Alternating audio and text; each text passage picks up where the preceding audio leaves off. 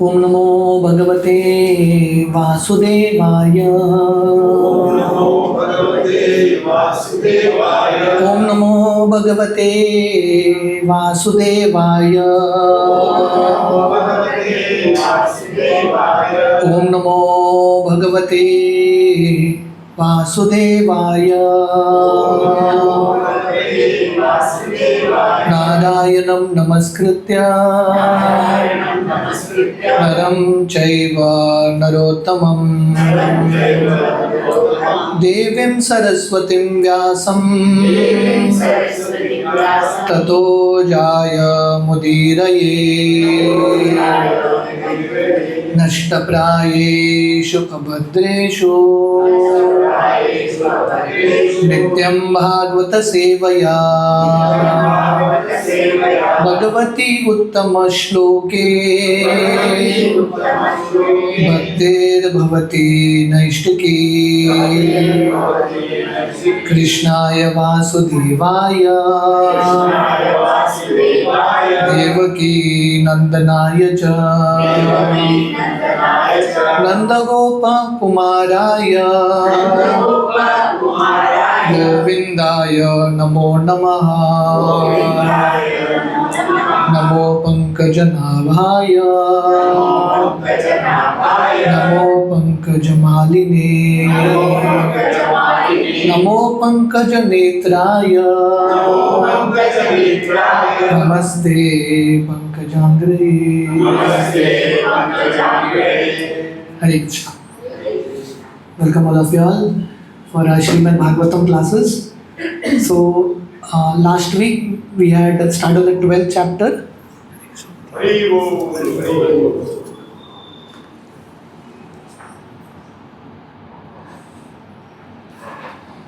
Last week we were discussing the 12th chapter of the first canto of SRIMAD BHAGAVATAM, the birth of Emperor Parikshit.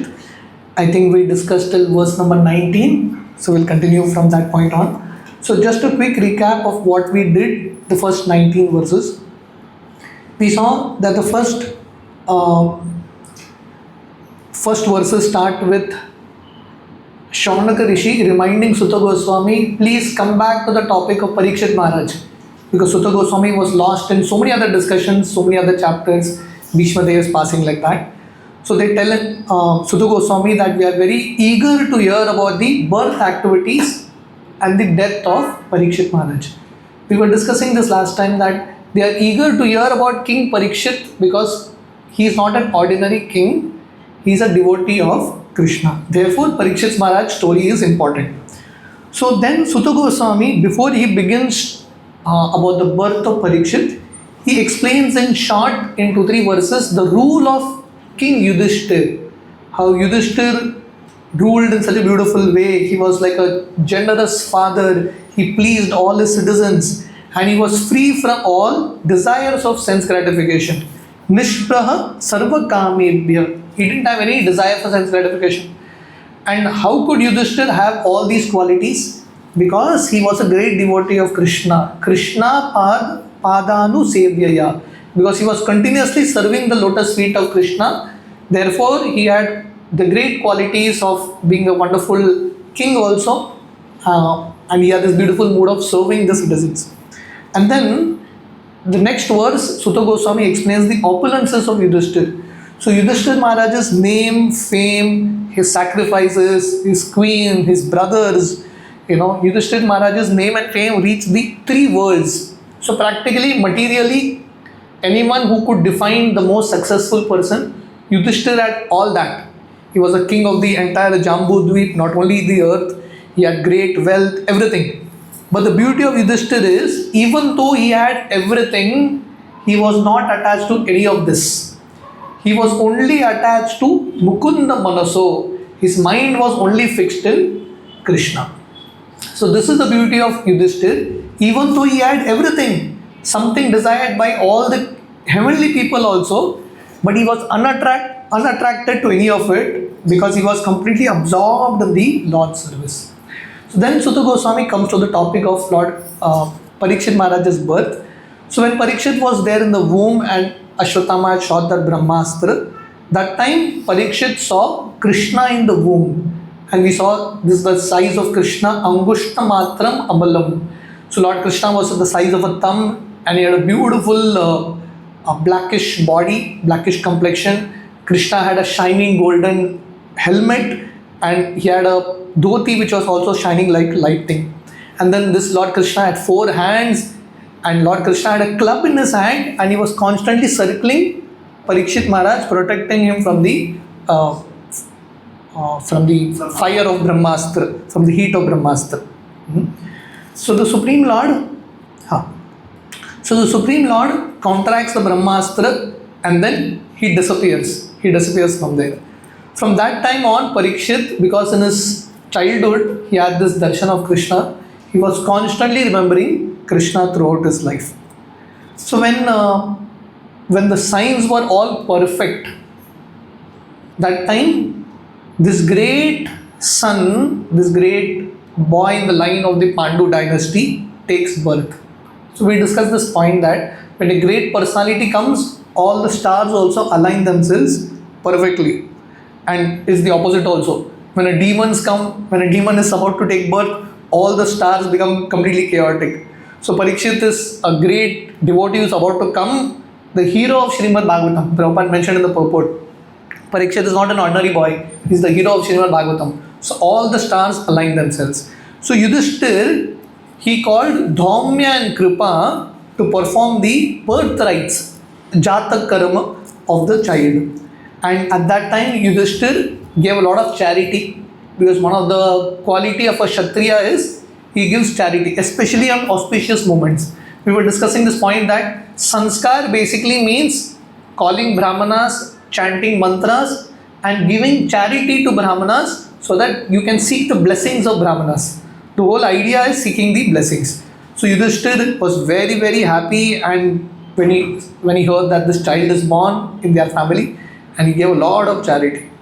So that time, Yudhishthir Maharaj is asking the Brahmanas, will this boy be a devotee of Krishna?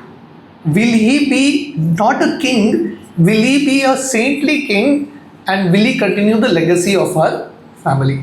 So that time, from verse number 19 onwards, the Brahmanas explain what will be the various qualities of Parikshit Maharaj. Parikshit is still a newborn child, but they are already predicting the qualities of Parikshit Maharaj. That was the high quality of Brahmanas who knew this science of astrology. So we discussed this verse. We will just repeat this verse. Text 19. Brahmana uchuho Partha Prajavita Sakshat Ikshvakur Iva Manava Brahmanya Satya Sandascha Ramo Dasharathir. So this boy, he will be exactly like King Ikshvaku, the son of Manu, in maintaining all those who are born.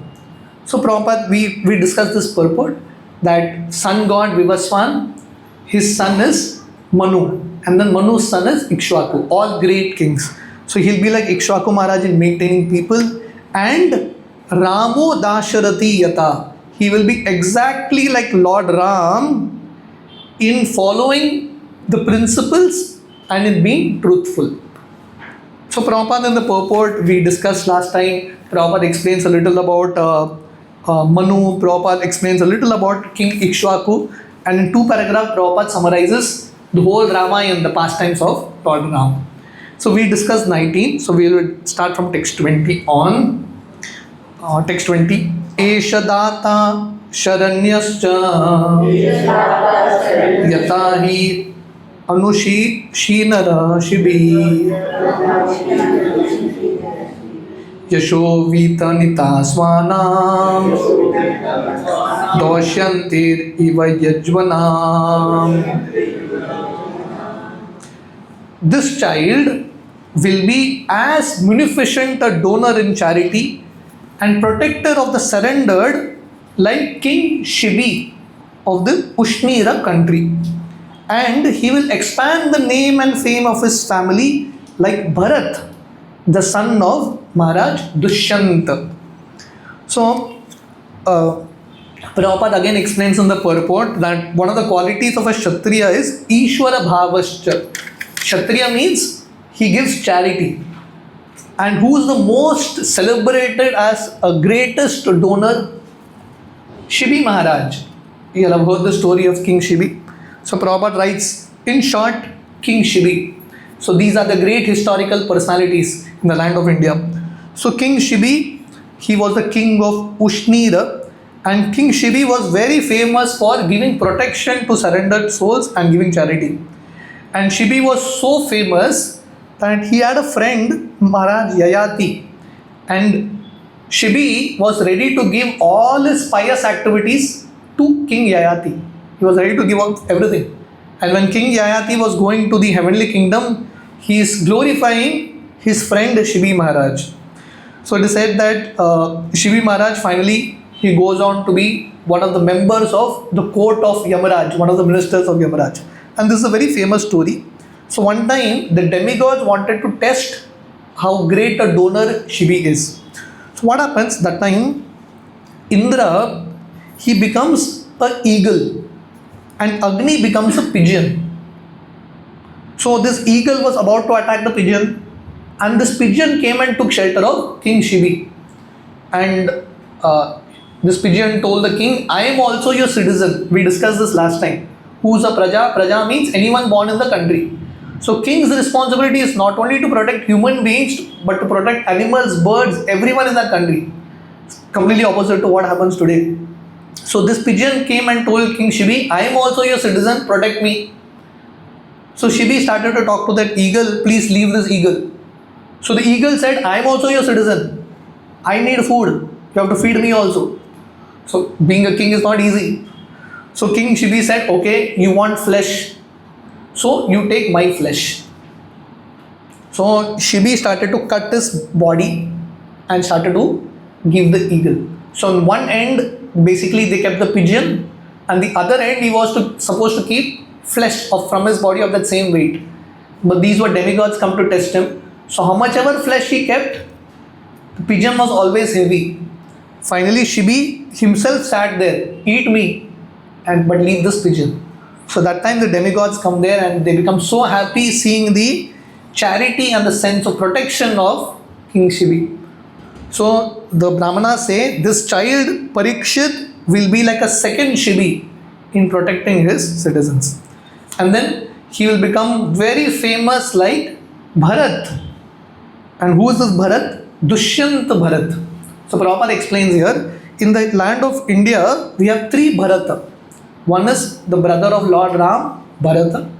Second is the son of Rishabhadev, who is also Bharata. And the third is the son of Maharaj, Dushyant and Shakuntala. It's called Bharata. So here, this Bharata refers to the son of Shakuntala, Dushyanta. So we all know the story that Maharaj Dushyanta one time goes to the forest and then he meets the beauty there, Shakuntala, and through their union, this boy is born, Bharata. And that time, the king comes back, he doesn't know the child is born there. And this boy, Bharata, he grows in the forest. So Prabhupada writes, this is like the original Vedic Tarzan. So this boy grew amidst all animals. And he would fight with, he would play with tigers and lions as if like they are like cats and dogs, he play with them. So he becomes famous like as Maharaj Bharata. So this Parikshit will become, these are such great certificates that the Brahmanas are giving. This boy will become like Lord Rama in following the path of truthfulness. He will be like King Shibi. He will be like Bharat Maharaj. Text 21. Danvinam agraniresha tulyachar janayo doyo utasha iva durdarsho samudra iva dustara. Amongst bowmen, this child will be as good as Arjuna, and he'll become as irresistible as fire and as unsurpassable as an ocean. So Prabhupada next 4-5 pages, Prabhupada writes the whole history of Arjuna. The whole life of Arjuna, Prabhupada summarizes in 4 or 5 pages. Do you all want me to touch upon it a little? Do you all want to hear in short the history of Arjuna? Prabhupada is so intelligent. I don't know, Prabhupada gathered so much information from different places. Arjuna's story comes in different parts of the Mahabharata. Prabhupada has put everything down. So if anyone wants to give a seminar on the life of Arjuna, this is it. This is it. 5 pages straight. Right from the birth till the end point, everything written. So I'll just explain in short. So Arjuna, we all know, he is the son of Kunti and Maharaj Pandu. So Kunti had a vow, had a boon that she could call any demigod. She called Indra, and to the union of Indra and Kunti, Arjuna was born. And Arjuna was born in February, March. Therefore, one of the name of Arjuna is Falguni, because February, March is called Falgun.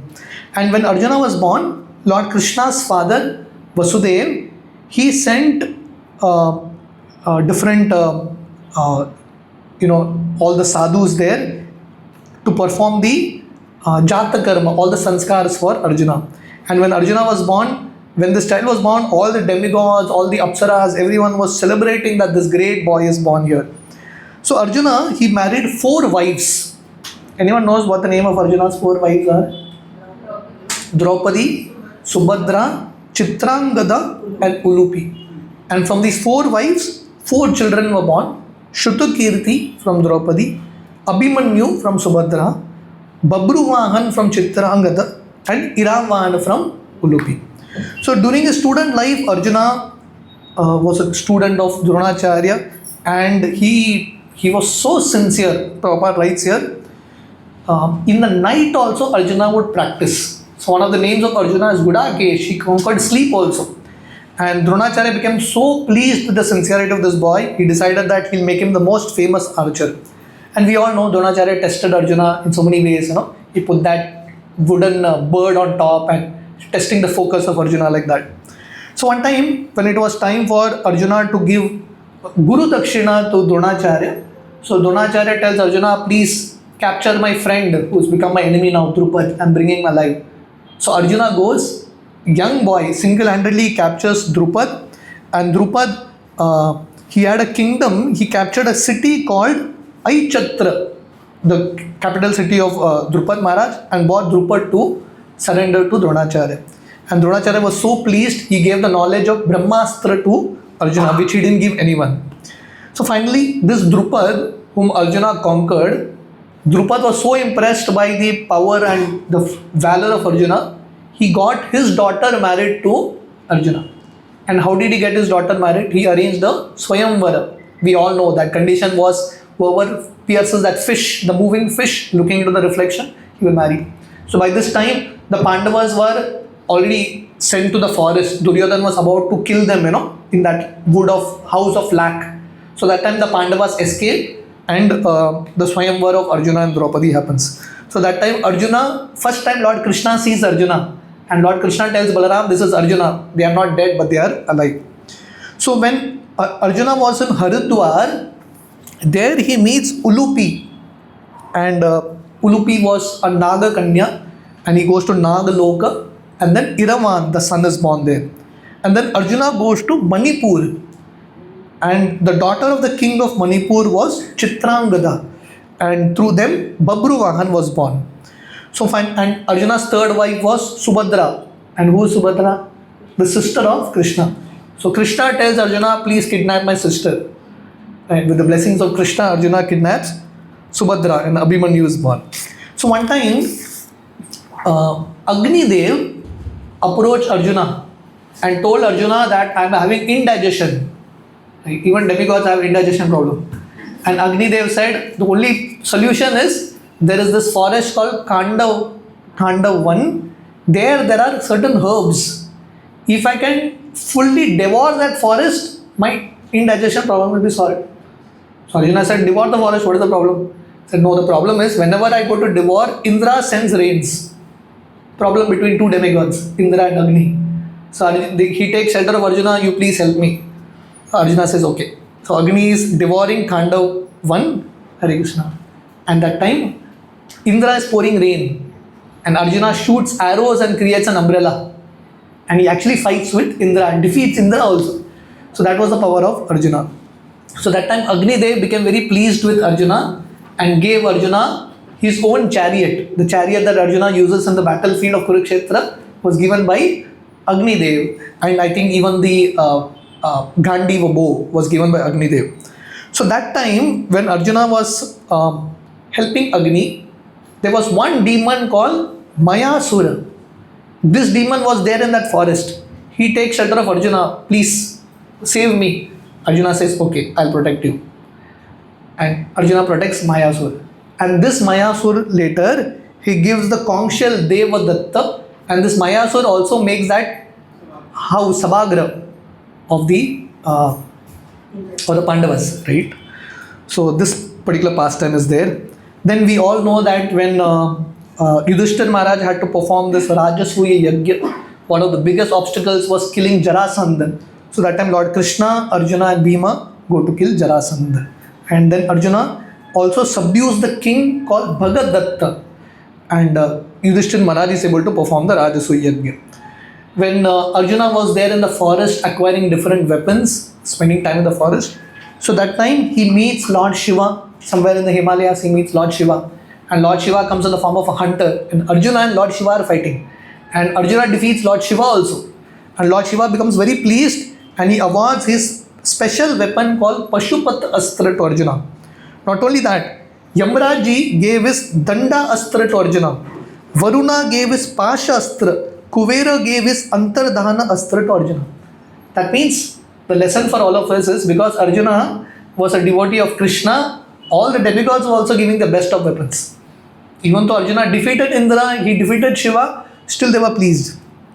And Indra, Arjuna goes to Indraloka. From there, from the Himalayas, there is a staircase, hidden staircase to go to Swarga. If any of you want, you all can go and check it out. Right? So Arjuna from there, he went to the heavenly kingdom. And Indra is who? Arjuna's father. So Indra gives a great welcome to Arjuna.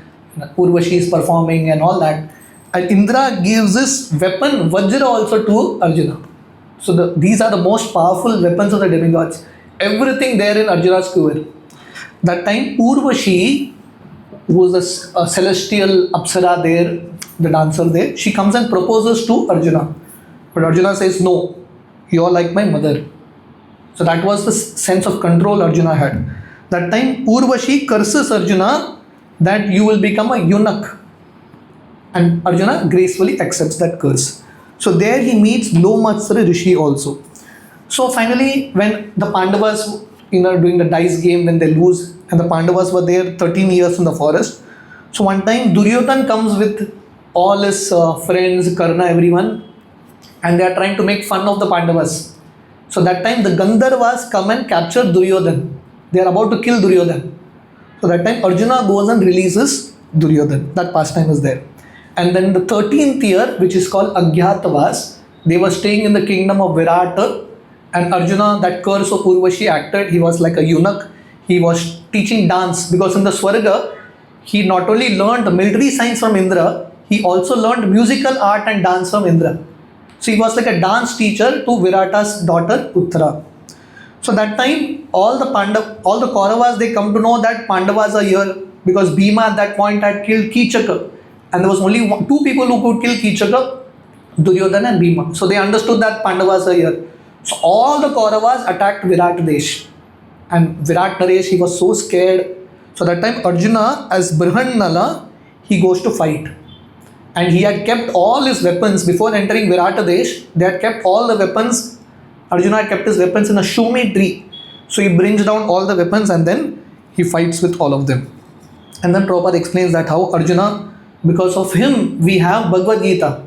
Lord Krishna put Arjuna into confusion, bewilderment. And Lord Krishna spoke Bhagavad Gita to Arjuna, but through Arjuna for all of us.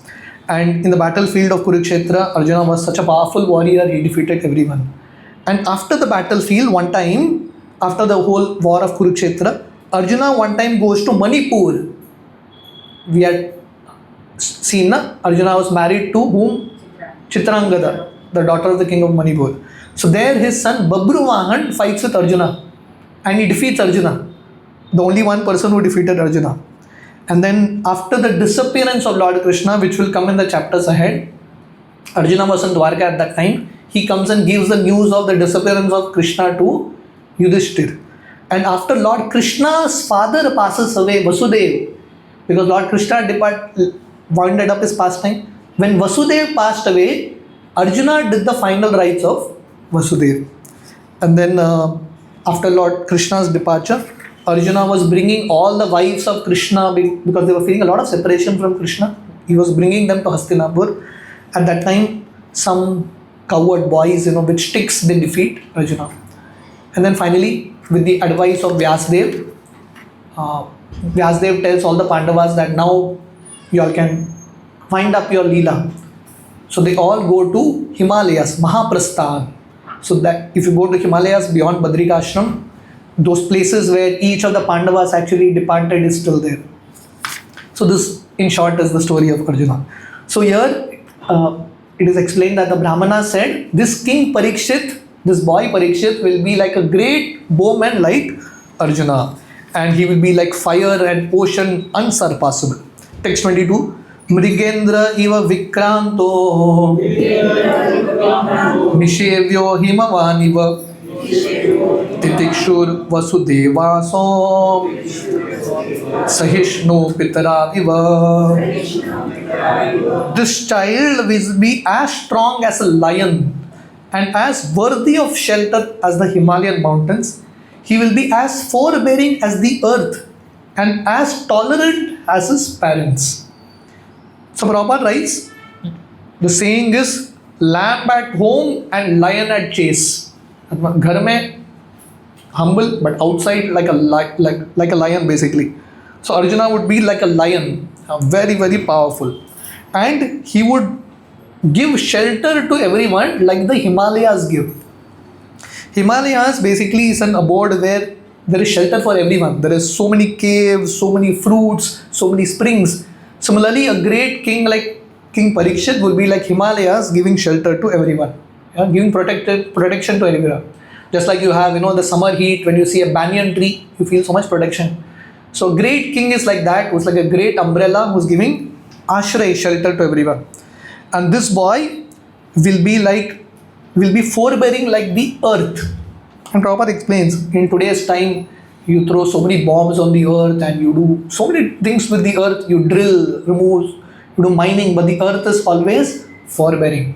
And as parents tolerate the children's mischievous acts, similarly this boy will also tolerate the mischievous acts of his citizens. So these are the various qualities. Text 23. Pitamaha samasamye prasade girishopama ashrayah sarvabhutanam yata devo ramashraya. Pitamaha samasamye. Samasamye is equipoised, or in today's language you say cool-minded, even in difficult times very cool-headed. So this child will be like his grandfather in being equipoised. Pitamaha samasamye. Grandfather refers to two personalities. Pitamaha is Yudhishthir, because this child's grandfather is Yudhishthir. And what is the meaning of Yudhishthir? Yudhishthir matlab Yuddha is fight, Sthira matlab steady. One who is steady even in difficult situation is Yudhishthir, very cool-headed. So this boy will be like Yudhishthir. Yudhishthir was tested in so many different ways. Anyone else would have just collapsed, but Yudhishthir was very equipoised. And second understanding of Pitamaha is Lord Brahma. Brahma is also called Pitamaha, the great grandfather of everyone. And Lord Brahma also has to tolerate, right? So a great king whom you create or whom you help, they will only start criticizing you. And Prabhupada gives one example of how Lord Brahma has to tolerate. The Bhagavatam explains that during creation, Brahma also had to face so many difficulties and he tolerated. One incident is, the gopis, they would criticize Brahma. They told Brahma that why you have created eyelids. Because eyelids were there, the gopis would, for those fraction of the moments, they couldn't see Krishna. So they told Brahma, you are a useless creator. You don't know how to create. You have created idols. So Prabhupada explains here that even Brahma has to hear criticism. That means you and I will never be able to, will never get freed of it. We'll have to keep hearing something. So if you are in leadership position, Pitamaha Sama Samye, you have to learn to tolerate. You have to be equipoised in every situation. Prasade Girishopama, in charity or munificence, he will be like Girishopama. Girish. Who is Girisha? Shiva. Girisha. Giri is mountain, Isha is Lord. Girisha is the Lord of the mountains. Lord Shiva. And we all know that Shiva's name is Ashutosh, Bhutanath. He easily satisfies people who knock his door. Right? Very, very charitable. He doesn't even think whether that charity is going to affect him. He is ready to give charity. Prabhupada gives one story. One time there was a demon called Vrikasur. You have heard this story? This demon Vrikasur came to Shiva and he did a lot of austerities, and Lord Shiva asked him, what do you want? He said, give me a benediction. Whosever head I touch with my hand, his head should burst. Basmasur, Vrikasur. So Lord Shiva said, okay. This fellow started to run after Shiva because he wanted to enjoy with Parvati, he wanted to kill Shiva. So Shiva understood, dangerous guys, demons. So that time Lord Shiva took shelter of Lord Vishnu, and Lord Vishnu came in the form of a small boy. And Lord Vishnu told Vrikasur, see, you can't trust Shiva. My suggestion to you is, you put your hand on your head and see if you feel a little hot. That means it is working. So this fellow, he got so confused, bewildered seeing the beauty of this boy, the pleasing words. He put his hand on his head and his head burst. So the point is, Prabhupada explains here, the excellent point is, Lord Shiva never denies anyone any sort of gift. This is the meaning of it, So this boy Parikshit will be like greatly munificent like Shiva.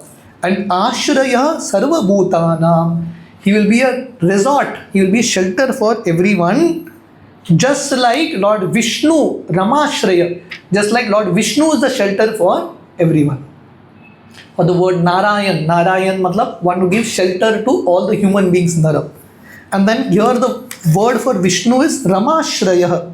Rama is Lakshmi Devi, whom Lakshmi Devi takes shelter of. Whom does Lakshmi take shelter of? Lord Vishnu. So Prabhupada explains here, similarly, when we take shelter of Krishna, then even Lakshmi is with you. Even Lakshmi's blessings is with you. So in this way, different qualities of the child is explained. So we saw he'll be like a great bowman like Arjuna, he'll be as irresistible as fire, unsurpassable as an ocean, strong like a lion, worthy of shelter like the Himalayas, like that, on and on. Text 24, Sarva Sadguna Mahatme Esha Krishnam Anuvrata Ranti Deva Ivotaro Yayatir Ivatarmika. This child, Sarva Sadguna Mahatme, this child will be full of good qualities by following in the footsteps of Lord Krishna. Esha Krishnam Anuvrata.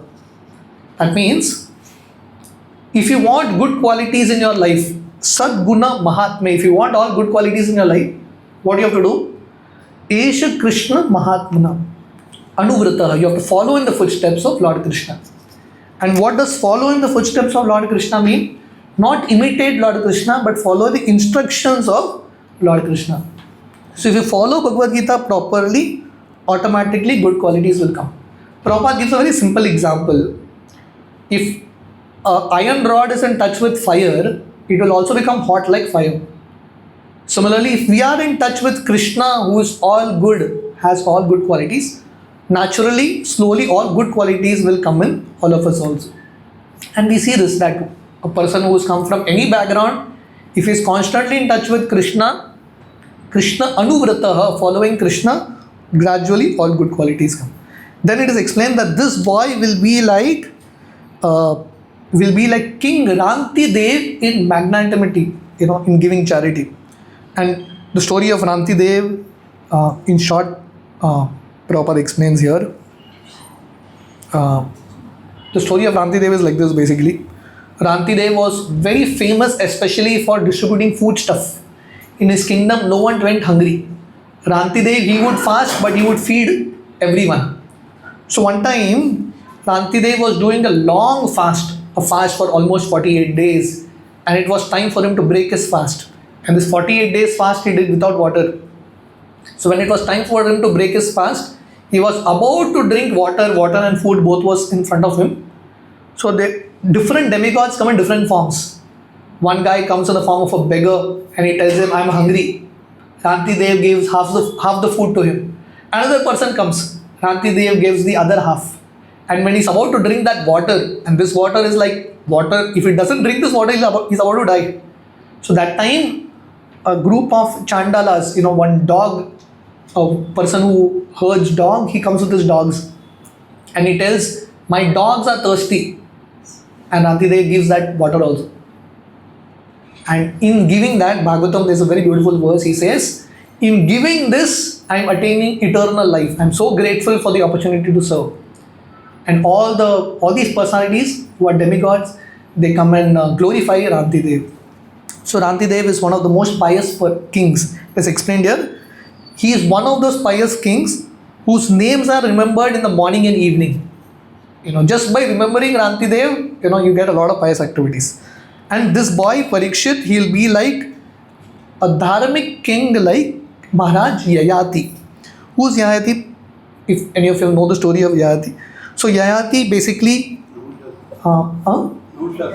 Nahusha's son, yeah.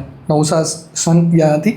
So basically Prabhupada explains here, he is the original forefather of the Aryan Indo-European stock. So all those people who are the European and the Greek, all of them are descendants of King Yayati. So he ruled over the world for thousands and thousands of years. But the story of Yayati is like this, that one time he's going out on an excursion and he sees the daughter of Shukracharya, Devyani, fallen into a well. So he gives the hand of Devyani, brings her out, and he wants to marry Devyani. But he is a Kshatriya, Devyani is a daughter of a Brahmana. Generally, the boy is, in Vedic system, he's supposed to be of a higher caste. So initially the match doesn't happen. But then Shukracharya says, "Okay, for my daughter, let it happen." So Devyani gets married to Yayati.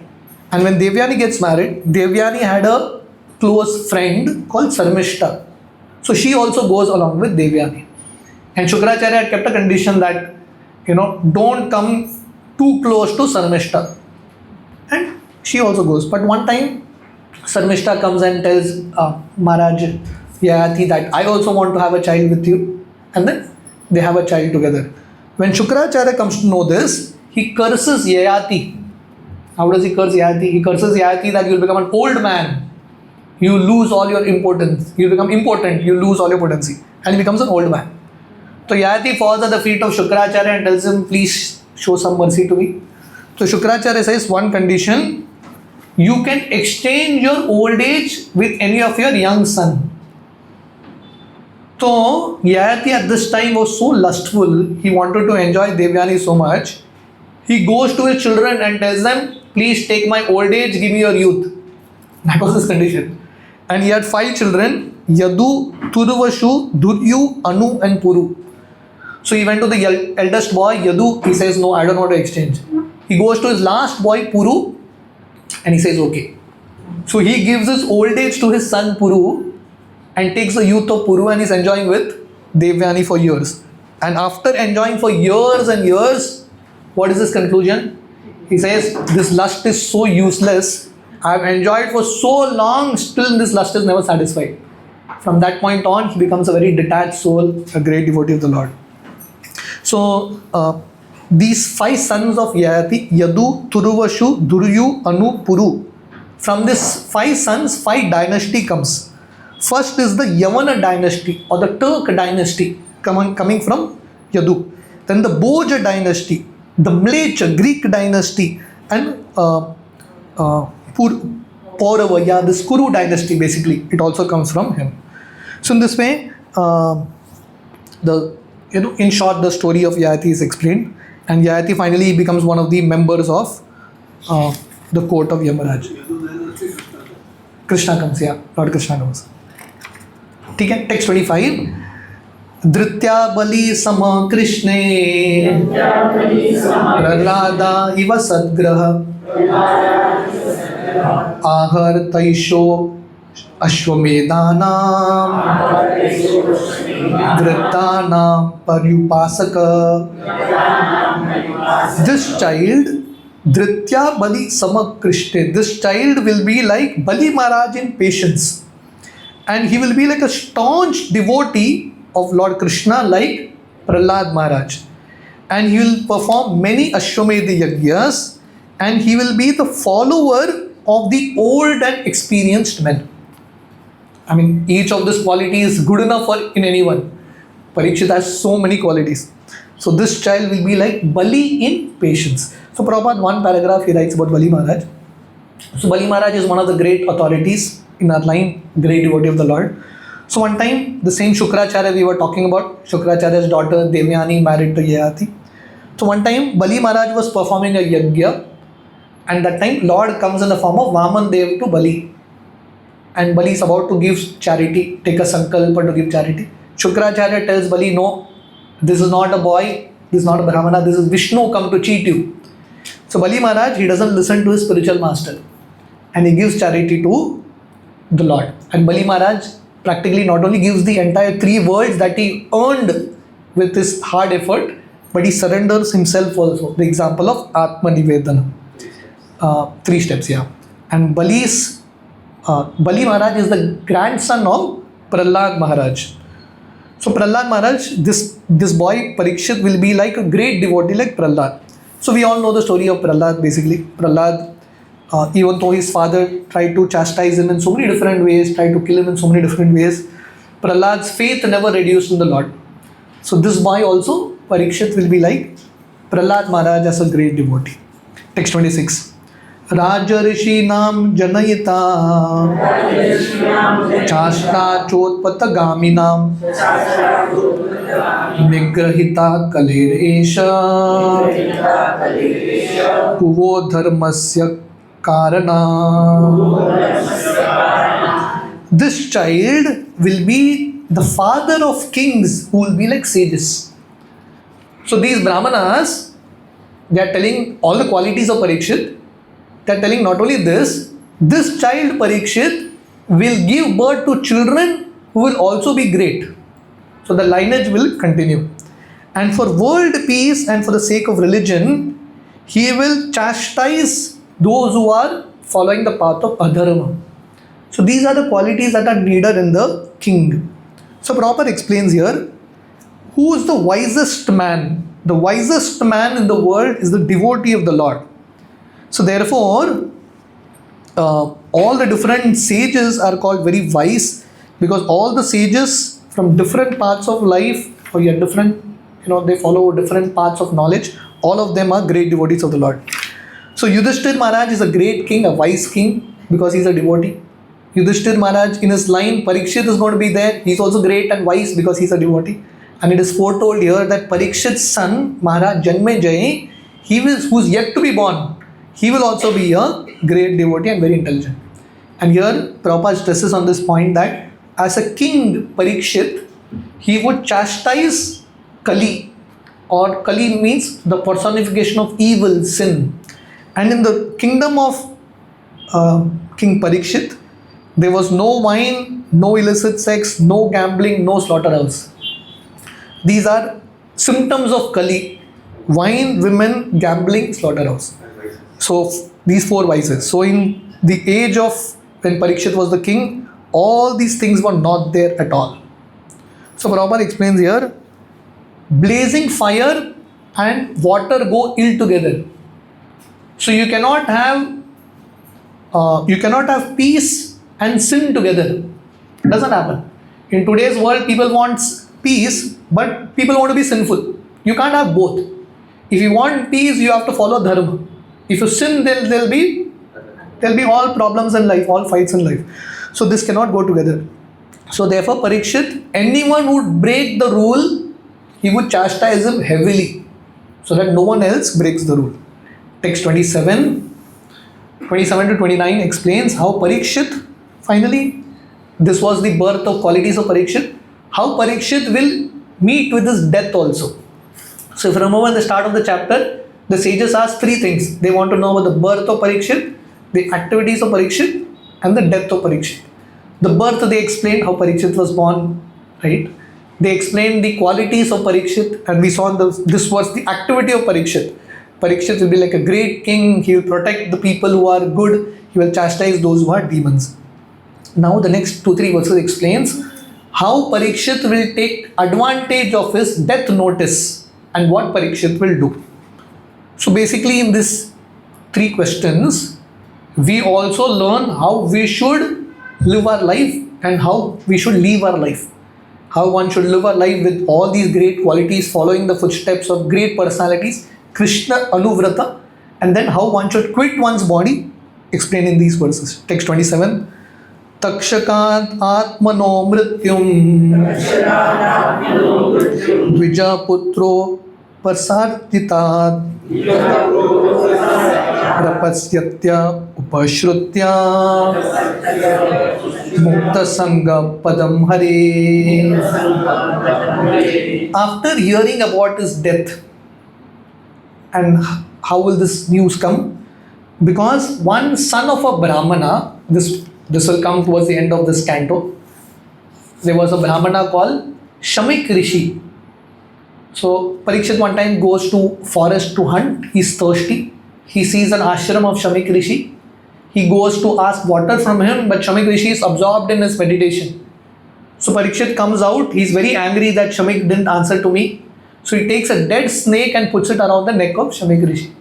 And Shamik Rishi's son, Shringi, curses Parikshit that because you put a snake around my father's neck, a snake called Takshaka will bite you and kill you 7 days from now.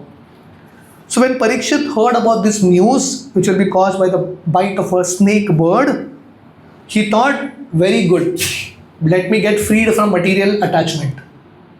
And let me surrender to him, surrender to Krishna and take shelter of him.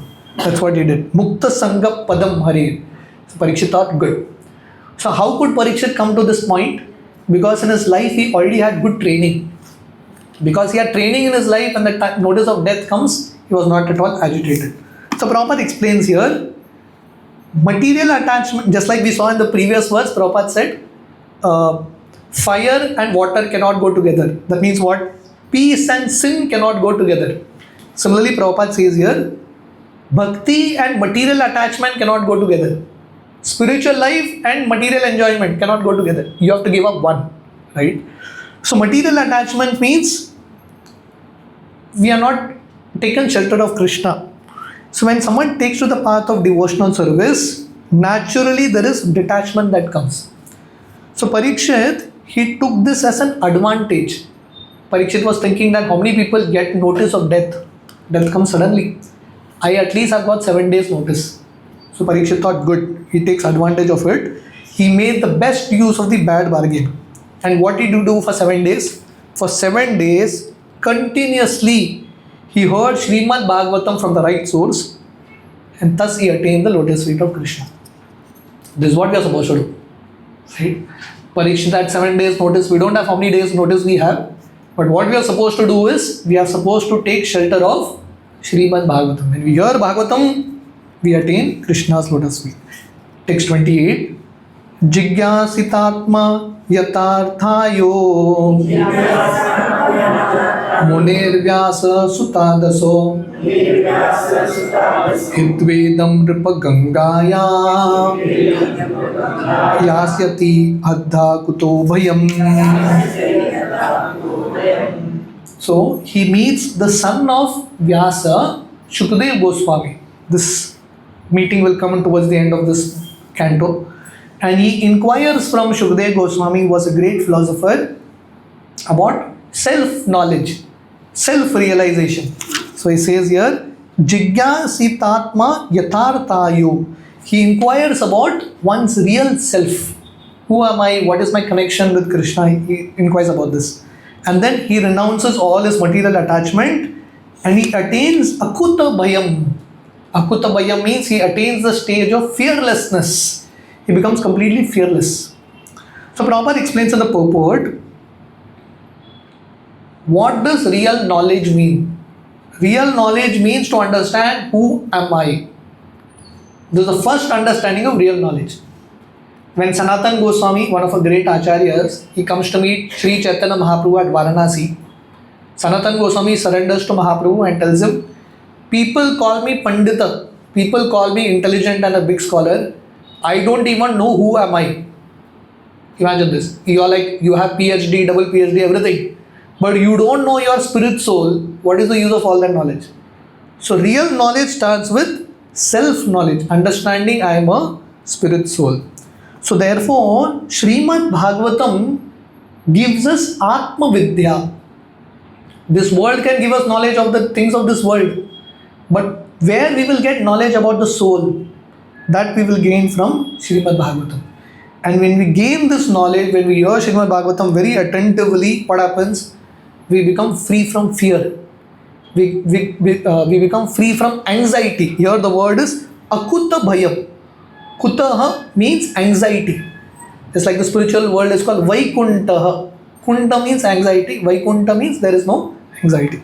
So if you want to go from material anxiety, if you want to get rid of it, then we are supposed to hear Srimad Bhagavatam from the right source. And Prabhupada mentions a little that Bhagavad Satta and all this professional reciters you are not supposed to hear. You have to hear from a devotee of Krishna. That's what is most important. Text 29. Iti Raja Upadishya Viprajataka Kovida Labda Pachayitaya Sarve Pratijatmo Swakan Grahan. We have few more verses. We have to complete the chapter. So here it says, so in this way, who was speaking all this? From verse number 19 till verse number 28. Who was speaking all this? Sutta Goswami is speaking, but the Brahmanas are telling. Yudhishthira asked the Brahmanas, tell me the future of this child. So the Brahmanas are telling all this. He will be like Ram, he will be like King Rantidev. He will rule the kingdom in this way. Finally, he will get the news of his death and he will hear Srimad Bhagavatam and he will attain the spiritual world. They have spoken all this. So after hearing all this, Yudhishthira becomes very happy because King Yudhishthira wanted to hear this only, that this is going to be a great devotee. So Yudhishthira Maharaj, what did he do? He gave lot of charity to all these Brahmanas because they satisfied him. So Prabhupada writes here, Vedas means storehouse of knowledge, not only spiritual, material also. Just like you have Ayurveda. Ayurveda is part of one of the branches of Veda. You have Dhanurveda. Vedas also, there is a subsection that teaches military science and so many different departments.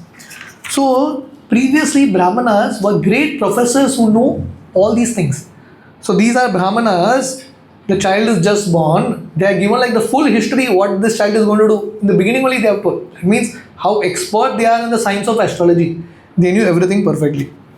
So Prabhupada explains there that this is how the whole science is, and our Vedic system had so many departments and so many people who are experts even in the material science. Text 30. So 30 to 36, I think 36 is the last verse. It explains how Parikshit Maharaj grows and finally how Yudhishthira Maharaj performs some Ashwamedha Yajnas. Text 30. So Esha Loke Vikyata Parikshit Iti Yat Prabho Purvam Drishtam Anudhyayan Pariksheta Nareshwarya. So this boy, Sa Esha Loka Vikyata, this boy will become famous as Parikshit. And why he will be known as Parikshit? Purvam Drishnam Anudhyayan. Because we saw the beginning of this chapter, this boy saw Krishna in the womb of his mother. And how did he see Krishna? Krishna was blackish in color. Krishna had yellow dhoti like that. So this child, after being born, he was searching for that same Krishna whom he saw there. Because after seeing Krishna, how can you be satisfied with anyone else? So after he saw Krishna, he was searching Krishna. Where is Krishna? Is this Krishna? Is this Krishna? Because he was examining everyone, he was doing pariksha of everyone. Is this Krishna? Is this Krishna? His name became Parikshit. So Parikshit Maharaj, through his name, is teaching all of us. Ultimately, our aim in life is to search Krishna. Search Krishna.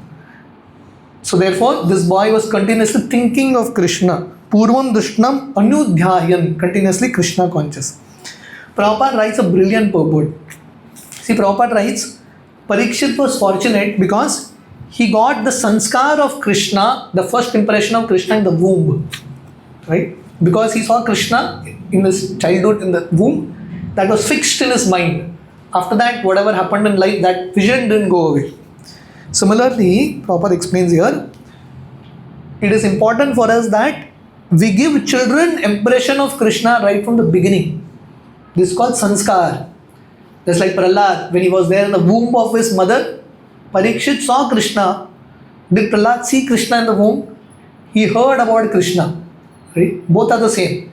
And because he heard about Krishna, he was also continuously Krishna conscious. So Prabhupada explains here, it is very important that children are given some impressions of Krishna right from their childhood. And Prabhupada says here, in Srila Prabhupada's own life, when Prabhupada was a small child, his father gave him, when he was a very small child, his father gave him deities of Radha Krishna. Prabhupada has small children, he would go and dress the deities. Small children, he learned the sanskar that offer bhoga and then have, right? As small child, Prabhupada would conduct Rath Yatras. They had a Radha Govinda temple very close to their house. Prabhupada's father would take him there. So these impressions became deep. And then later on, Prabhupada, when he entered into colleges, Prabhupada mentions that he got a little diverted away.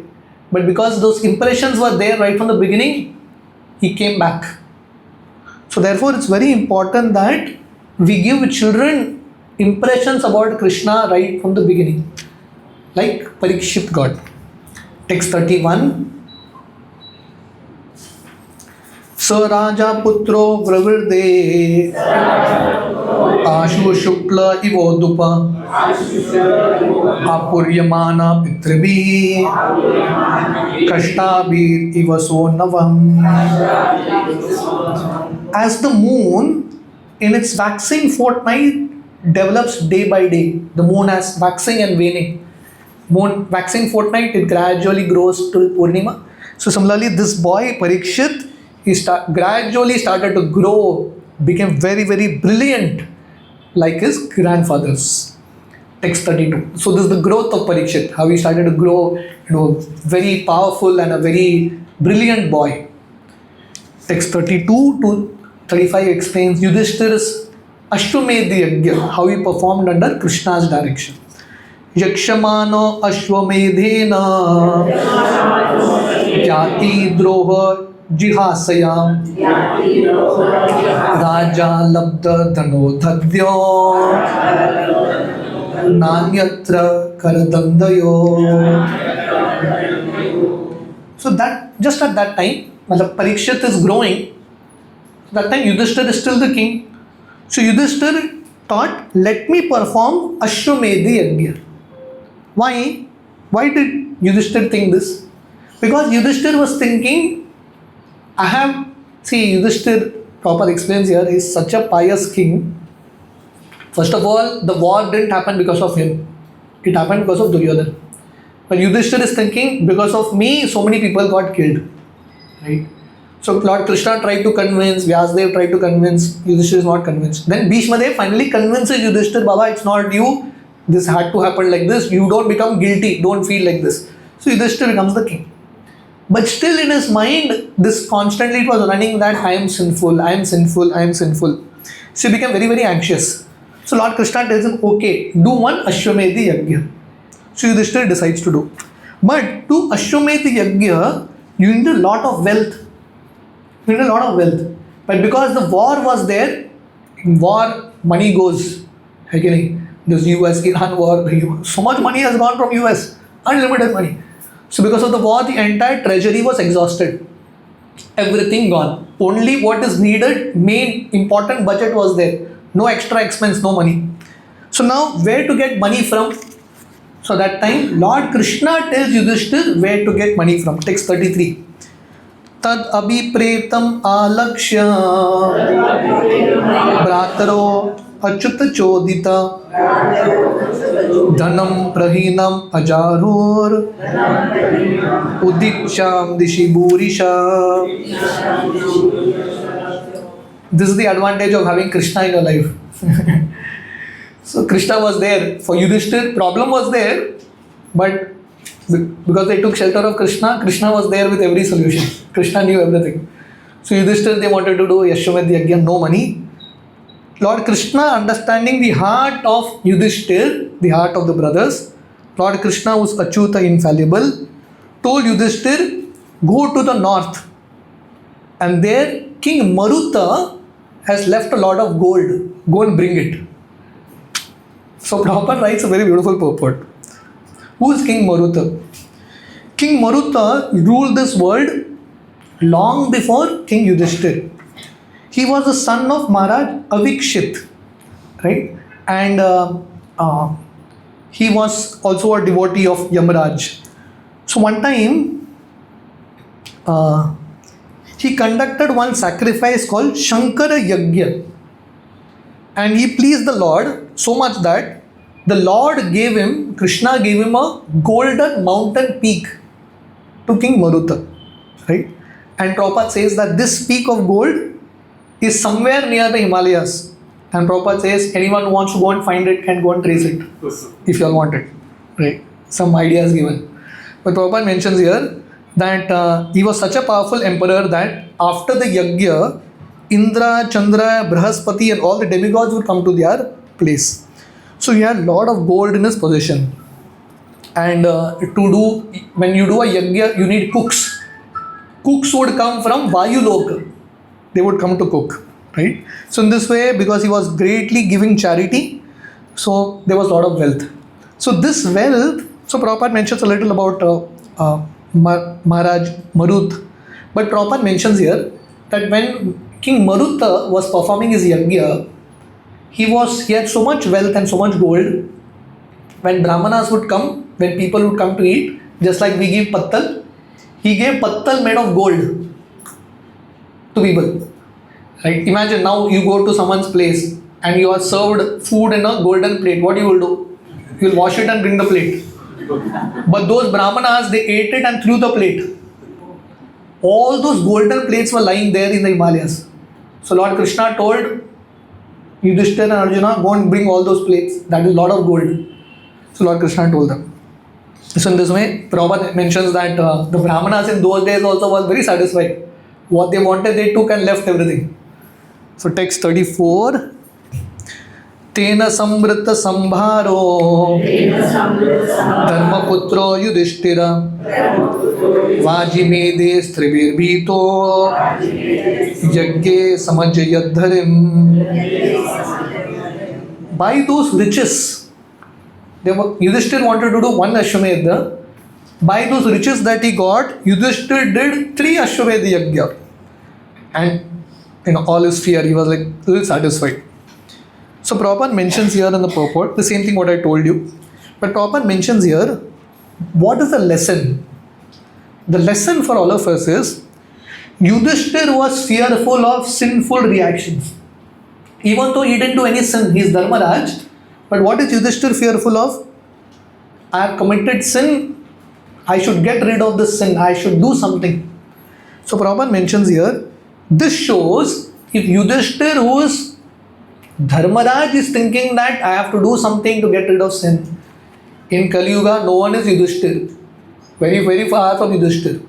Right? We are committing unlimited sin. So how much more important it is that like Yudhishthira, we also do Yajna. You may say, Prabhuji, should we do Ashwamedha Yajna? So Prabhupada says here, in those days he did that. But in Kali Yuga, the only Yajna that works is Sankirtan Yajna. Kirtana Deva Krishnasya Mukta Sangha Param Vraje. In every Yuga, there's a different Yajna. Ashwamedh Yajna was for a previous yuga. In Kali Yuga, what is the yajna that works? Sankirtan Yajna. Principle of yajna has to be there to get rid of sin.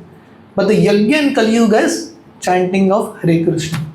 When we chant Hare Krishna and when we offer bhoga to Krishna, these are the yajnas that we should do. If we do this, then whatever sin we have will all be destroyed. Sarva dharman parityajya mam ekam sharanam vraja aham tvam sarva papebhyo mokshashyami ma sucho. That is the principle. The idea is we should be serious that I should get rid of sin, I should become pure, I should perform bhakti. That should be the mode. Text 35. Ahuto bhagavan ragya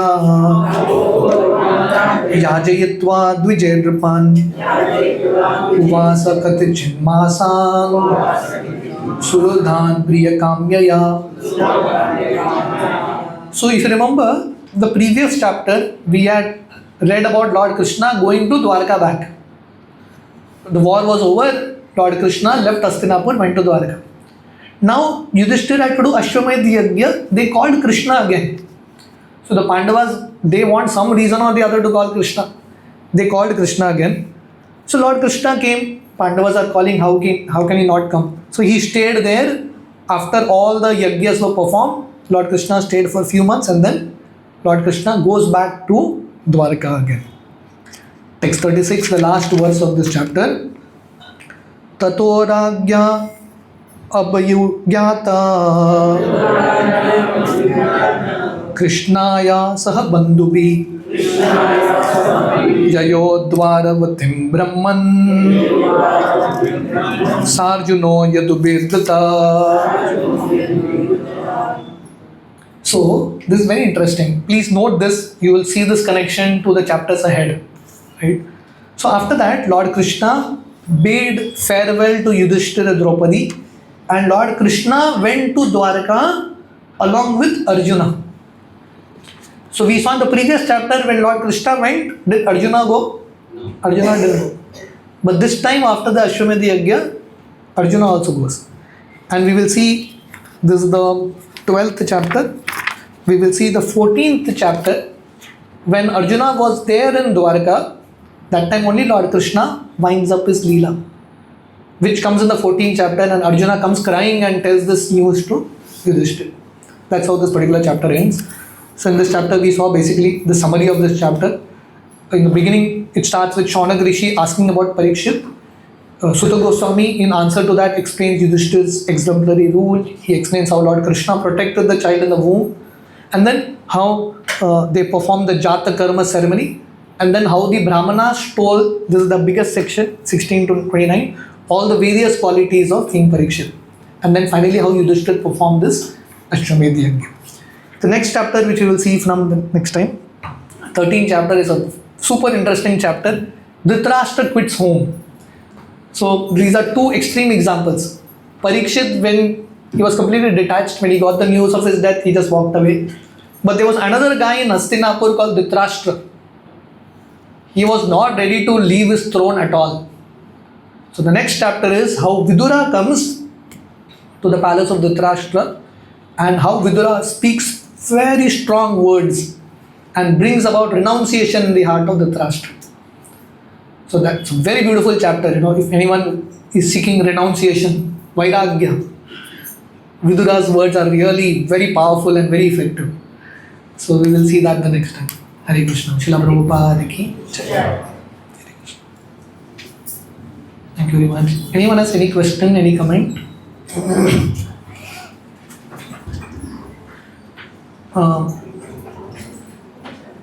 From yesterday, Purushottam month is also started.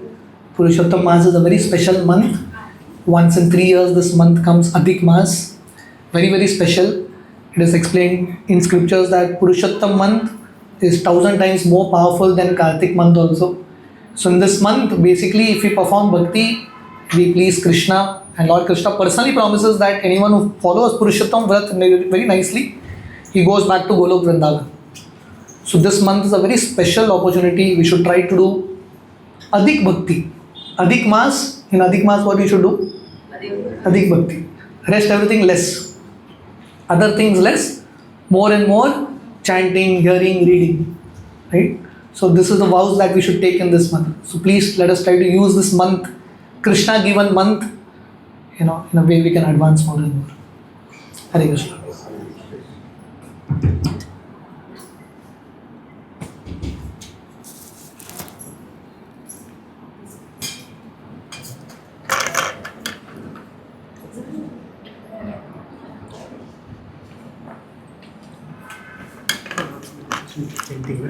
Put it off. That video off.